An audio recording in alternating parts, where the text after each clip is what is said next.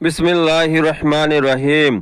সাহাবায়ে কেরাম রাজি আল্লাহ তাআলা আনহুম হুজুরে পাক সাল্লাল্লাহু আলাইহি ওয়াসাল্লামের সঙ্গে থেকে আল্লাহর রাস্তায় বেরিয়ে মেহনত মুজাহিদার মধ্য দিয়ে বহুত গুণে গুণান্বিত হয়েছিল, যার কারণে মহান আল্লাহ সুবহানাহু ওয়া তাআলা সাহাবাদের উপরে রাজি খুশি হয়ে গেছে।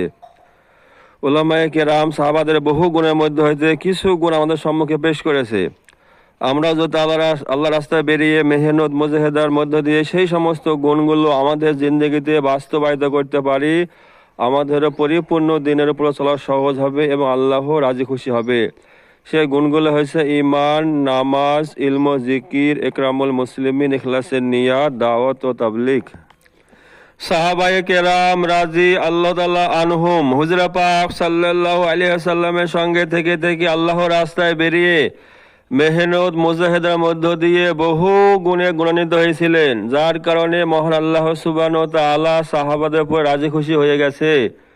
উলামায়ে কেরাম সাহাবাদের বহু গুণের মধ্যে হইতে কিছু গুণ আমাদের সম্মুখে পেশ করেছে। আমরাও যদি আল্লাহর রাস্তায় বেরিয়ে মেহনত মুজাহিদা করে সেই সমস্ত গুণগুলো আমাদের জিন্দগিতে বাস্তবায়িত করতে পারি, আমাদের পরিপূর্ণ দিনের উপরে চলা সহজ হবে। সে গুণগুলো হচ্ছে ঈমান, নামাজ, ইলম, জিকির, ইকরামুল মুসলিমিন, ইখলাসের নিয়াত, দাওয়াত ও তাবলীগ।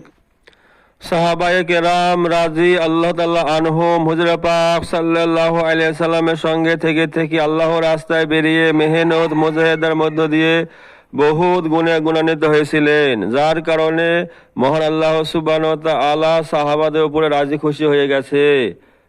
উলামায়ে কেরাম সাহাবাদের বহু গুণের মধ্যে হইতে কিছু গুণ আমাদের সম্মুখে পেশ করেছে। আমরাও যদি আল্লাহর রাস্তায় বেরিয়ে মেহনত মুজাহিদা করে সেই সমস্ত গুণগুলো আমাদের জিন্দগিতে বাস্তবায়িত করতে পারি, আমাদের পরিপূর্ণ দিনের উপর চলা সহজ হবে।